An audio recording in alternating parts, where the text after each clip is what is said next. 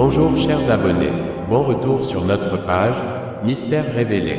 Aujourd'hui, nous aborderons un sujet qui touche profondément la foi. Dans la vidéo précédente, nous avons exploré l'une des normes de la création, qui est la transition. Et par là, nous avons donné des exemples pour justifier la relation qui existe entre notre réalité matérielle et la réalité immatérielle. Dès lors, retenez que toute chose dite dans ce concept en général ne vient pas d'une intelligence humaine, mais celle du divin. Alors, nous, étant des créatures, nous avons bien évidemment des limites. Mais alors, si nous parlons de limites, nous disons tout simplement ce que nous ne pouvons pas et nous ne devons pas faire.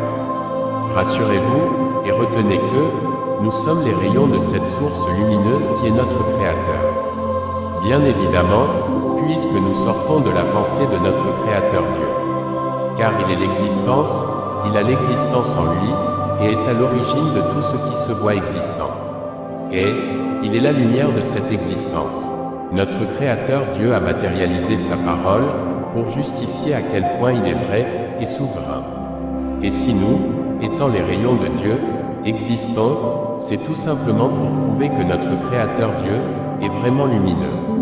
Puisque c'est lui qui nous émet, et ce qui sera pour nous un fondement ferme et véritable, engendrant dans notre conscience une perpétuelle reconnaissance de la grandeur et de la puissance splendeur de Dieu. Tout ceci, sachant notre place dans la création. C'est donc par là l'origine de l'adoration, des louanges, des offrandes, des prières, et bien d'autres, à notre Dieu.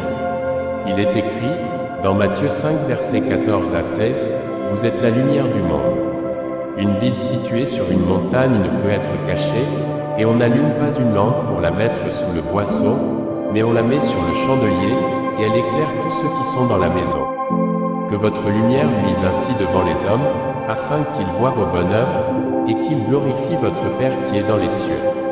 Et cette lumière est tout simplement la parole de Dieu, qui est la vie et la vérité, par laquelle nous luisons. Et notre lueur éclaire le monde. D'où nous sommes la lumière du monde. Jean, au chapitre 1 verset 1 à 4 dit, « Au commencement était la parole, et la parole était avec Dieu, et la parole était Dieu. Elle était au commencement avec Dieu.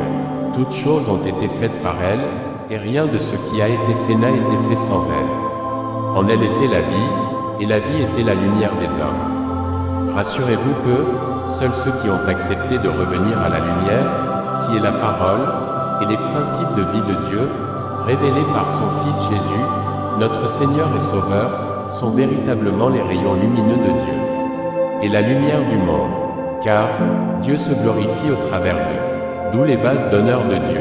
En grosso modo, Dieu est la lumière des hommes, par Jésus qui nous l'accorde, par son sang. D'où l'homme devient la lumière du monde, par l'Esprit de Jésus, qui est sa parole et sa vie. Car c'est l'Esprit de Jésus qui apporte le sang de Jésus.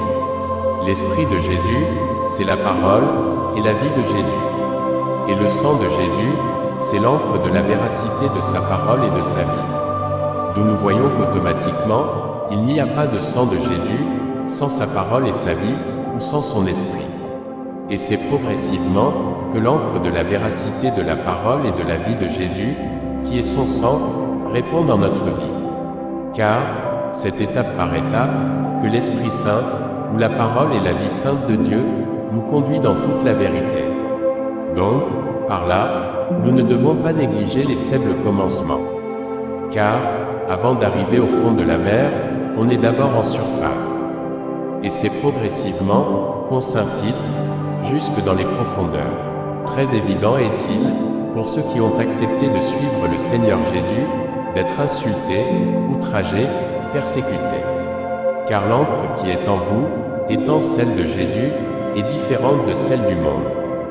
D'où vous ne pouvez pas déposer avec eux une même empreinte de vie dans la page de cette réalité matérielle.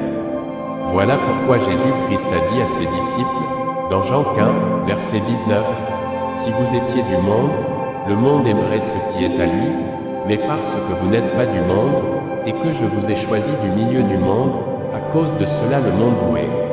Mais alors, sommes-nous redevables au monde? Loin de là. Nous sommes redevables à Dieu, car c'est par sa grâce que nous avons le salut. Donc nous devons être dans cette perpétuelle reconnaissance envers Dieu, pour cette merveilleuse grâce qu'il nous accorde, en obéissant ponctuellement à sa parole.